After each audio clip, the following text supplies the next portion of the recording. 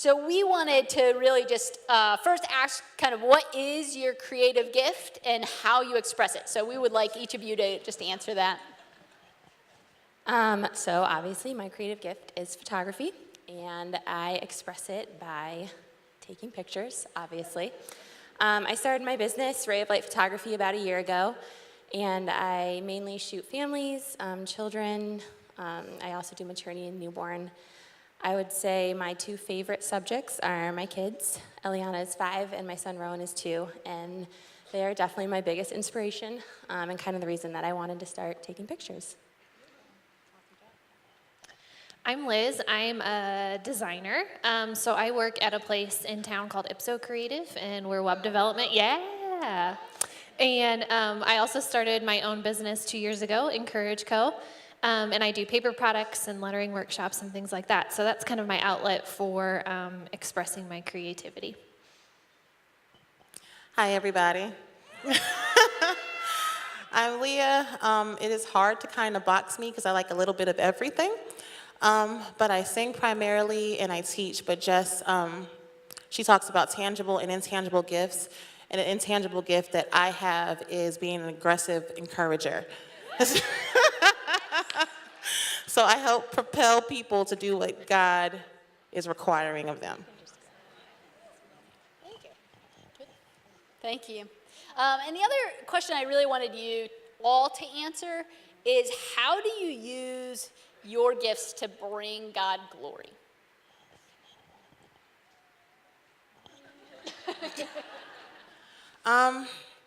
With leading worship, obviously you get to just sing before the King, and you get to participate with the heavenly hosts in worshiping God, which is a big deal for me, and being obedient to do it. Because believe it or not, I battled with excessive stage fright for a lot of years.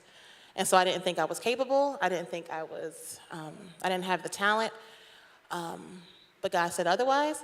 And in regards to propelling people, I take people with me, hence the worship team over here.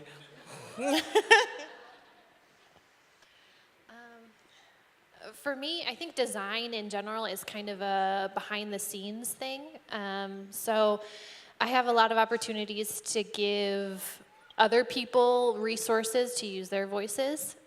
So if I'm creating things for someone to go tell their story of inner city things, or so that's kind of a way that I do it. I think just doing it in general is glorifying God. So if you have these amazing gifts and you're not using them, I mean, what a waste, right? So I think doing it is part of it, and then I think the other part of glorifying God is helping other people who maybe don't have the ability to share something visually or don't have the resources to do that. I can come in with design things and then give them a beautiful way to tell their story, essentially. So I feel really lucky I'm on stage with the two most encouraging humans on the planet. But I don't know, I feel a little weird being up here. I've only been doing this for about a year. But I have been thinking a lot about this question, and I do feel like as artists, the work that we put into the world matters to God. So a few things I've been trying to do now in my business, and then something I've been thinking and praying about. Right now, I feel like client interaction is really important. It's one thing to go to a photo shoot, take the pictures I need, and deliver nice pictures to my clients, which is obviously important. Otherwise, I wouldn't have client interaction. But it's another thing for them to look at those photos and just remember a time of feeling loved or encouraged or heard and listened to. Who I take pictures for? So, like I said, I usually photograph families, but I've had the opportunity to work with a couple of different nonprofits in the Akron area who are doing really cool things for the city. So just being willing to volunteer my time or work within a nonprofit's budget, I think pictures can be a really useful tool to communicate, for nonprofits to communicate what they're trying to do. So yeah, it's been cool working with them in that. And then something that I've been thinking about for a little while now is I would love to someday start a photography class for the kids in my neighborhood. I live in East Akron, in Middlebury, actually. Woo! which is where we're at now. So a few miles, I'm directionally challenged somewhere around here. Yeah, and I think it'd be a really cool way to empower kids, give them a voice and maybe an environment that they don't feel like they have one through photography. I'm pretty sure most Akron public schools do not offer photography classes. So I don't know, we'll see what happens. Thanks, ladies. So as someone who God has put in you something that is creative or unique, I love how Jess talked about we're creatively, intentionally built in the image of God. So as you reflect God's image, what unique opportunities have you had that you maybe wouldn't have had except that you have this gift? I'll go again. You want me to go again? Okay. I actually did. I had a really cool opportunity just last week. I was able to travel down to Columbus and photograph my friends Jackie and Chaz. She said that it was fine with me sharing this with 500 women, so it's great.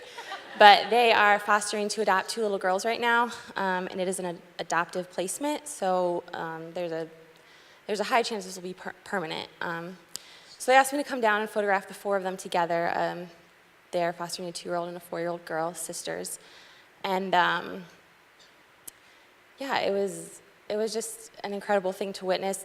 Jackie and Chaz's journey getting to the place where they're opening up their home and their hearts to a sibling set is just incredible. And then obviously these 2 little girls, they're coming from a lot of brokenness. So being able to witness and capture this insane amount of love that they were just pouring out over these girls was just incredible. And it was this beautiful picture, literally beautiful photos of reconciliation, restoration, love. There was so much joy in these little girls' faces. And anyways, afterwards, Jackie said, I can't wait to print these out and hang them up all over my house. And after talking with her a little bit more, the reason is because she wants visual reminders in her house for these little girls to know who their family is.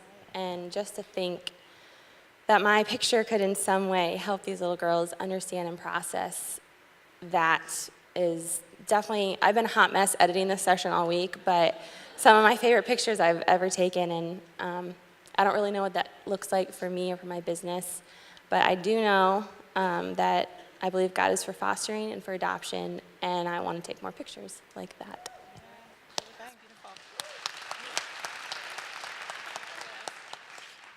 That's okay. Whew, gotta pull it together. I think one of the cool opportunities that I've had is, well, part of my business, the reason I named my business Encourage Co. is because God kept giving me these reminders. That's a nice way of putting it. Reminders, aggressive encouragement, that I was an encourager, and he's calling me to encourage other people. So every time I would read, I would put a little E by the time that he commanded me to encourage others. And I stalled a lot, so there were a lot of E's going on in my reading. And I said, well, okay, I guess I should probably dive in now and actually start encouraging people and do this passion that I've thought about forever. But the cool part and the opportunity that I've had is through these workshops that I do. So I teach lettering workshops, and I didn't know that I liked to teach because I'd never done it before, but the coolest part is to see someone who maybe was doubting their gifts or doubting their creative abilities, or maybe didn't think they had any creative ability, and then they do this, and it comes together, and light bulbs go off, and that's the coolest thing for me, to see someone realize their potential, or realize that they have something in them that they love, or realize that they just love to doodle, and this is fun and carefree for them and a chance to relax and enjoy. So I think the opportunity for me to finally take my encouraging command and go to encourage others has been just a gift to me and hopefully a gift to them. But it's just been fun to watch other people as I've stepped into my role and watch God use me to encourage others. So.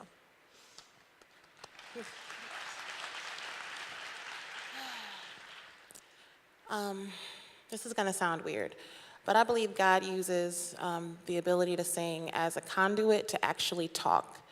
So praise and worship and singing before people is nice. But when he gives you a platform, somehow people are willing to listen to you. And so after you step off the stage and they say, you know, whatever it is that they're saying, you can actually hear what God is telling you to tell them.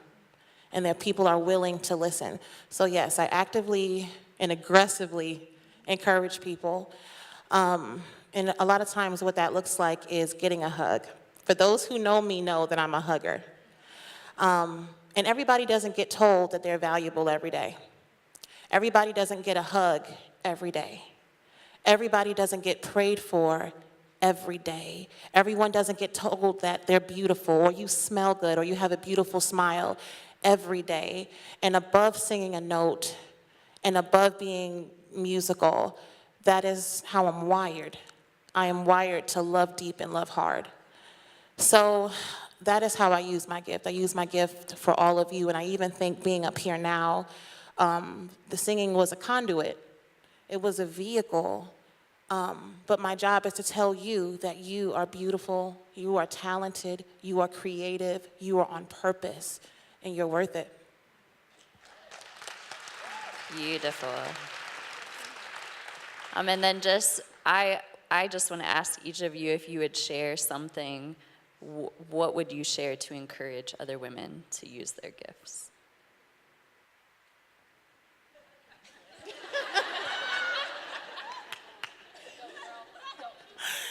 I would just encourage you to don't be afraid, to be fearless.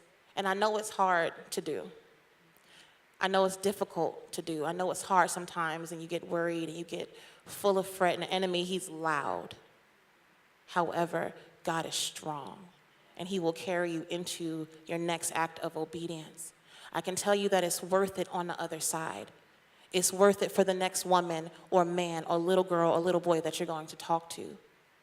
I know for me personally, fear has had a pretty hefty hold on a lot of my life, but I've decided that that's enough.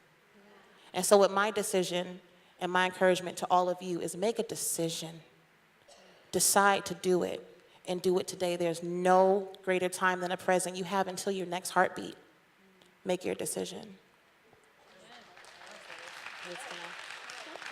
Yes to that, and also surround yourself with people like this. I am not kidding. I would say a huge reason I started a business, that was the scariest thing I've ever done, is this woman right here. She has encouraged me this whole time. Your photos are good. You can do this. You have value. You can charge people money. But for real, surround yourself with people like this, and also take it to God. I feel like I knew I had this gift, and I was putting it all on myself. How can I do this? How can I do this to bring? And I never actually prayed and said, God, how can I use me? Use me. So just pray about it, and don't compare yourself. I think that's the biggest stumbling block for me in my creative journey. That is Satan, and be gone, Satan. I don't know. Not today. I would challenge you all. So some of us think like, okay, these are the creative ones, and you guys are just listening and taking notes. No. We are all creative in a specific way.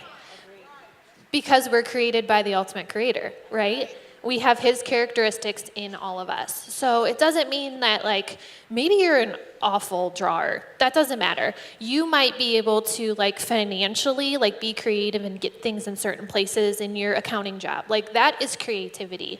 So how are you using your creativity to better the kingdom? How are you using your creativity to encourage others? How are you using your creativity to fill in the blank? So great example. My husband cannot draw anything. If you know him, you know.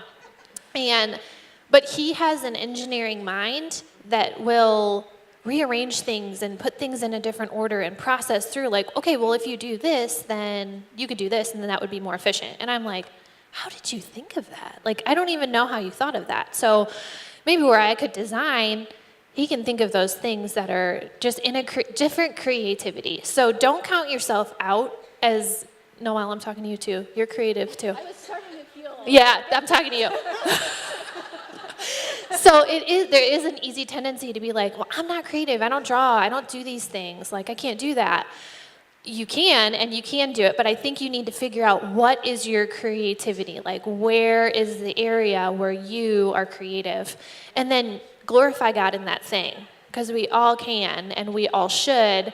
And if you're holding back from that, like what is someone else missing out because you're not saying yes to your creative role? Yeah. Answer that question. Yes. You gotta give me. Come on. Not that. Come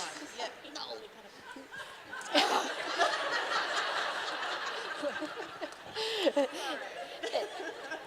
And that is a good reminder, Liz. We have all been created in his image and creatively. Sometimes when I'm really particular in a way that I function, I just call it part of my charm. It seems less annoying. It's really annoying, but if you say it's all part of my charm, it's a lot less annoying. So, but no, it is a good reminder, and even for me, that says, hey, I don't have creative gifts. And when I think of that, I think of arts and music and those sorts of things. But God has created us so creatively. And so we're really grateful for that. Any last thoughts from each of you ladies as we, thanks for your insight. I really was encouraged in even asking that question. So I sent it to a handful of women, and their response of everybody that I asked who I knew that was creative and said, like, hey, how do you bring God's glory through your creativity and through your art?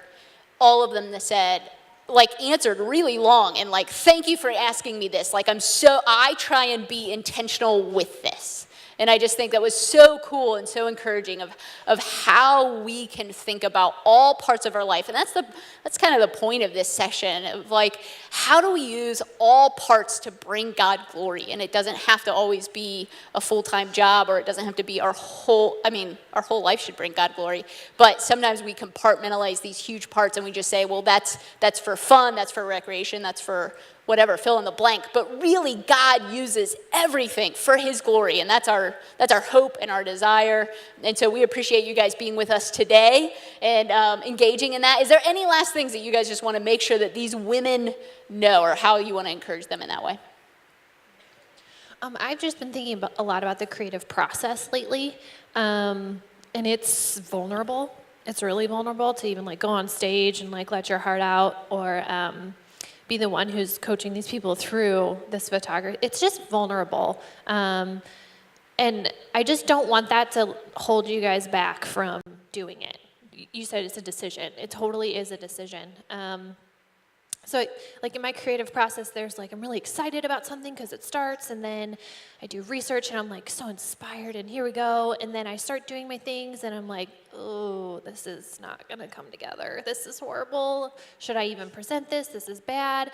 And then I like get over myself, and then I start like having this like hope and stuff again. But it's just like this vulnerable process. There, like every other day is like, why am I doing this? Should I even be doing this? Why am I doing this? That questioning is the enemy, and be gone, because there are things to be done in the kingdom, and I just don't want your fear or questioning to hold you back. So know that it is a vulnerable process, but don't let that hold you back. Yes. Amen. Leah here is from the Arts Village at Citizens Akron. And if you are an artist and you spend like 5 minutes with this group of people, you will come out feeling like a Jesus artist rock star. But they speak to my soul. But one thing they say a lot is to find your value and your worth in Jesus and let your work be an overflow of that, not the other way around. Because when you start putting your value and your worth in your work, I think that's when the fear and the doubts and the comparison, all that can creep in. So, yeah. I love you, Michelle. I love y'all. One more thing. Yes, so both what the women were saying, the ladies were saying, be your authentic self. You laugh how you laugh. You snort when you laugh. It's okay. Okay. Your organization will not mirror mine, and it's okay. So be in the midst of your creativity, in the midst of your risk-taking, in the midst of your obedience, it's okay to retain your personality. As Jess had the mirror up and gave the illustration of he was purposeful with how you are created. Your quirks are on purpose, so use them. You know, we might both sing in this room, but we have different vibratos. We have different exhortation. We might have different this and that or the other. But be yourself. Don't get lost trying to be someone else. Don't allow yourself to be bubbled or boxed. It is a trap. Be yourself. You're enough.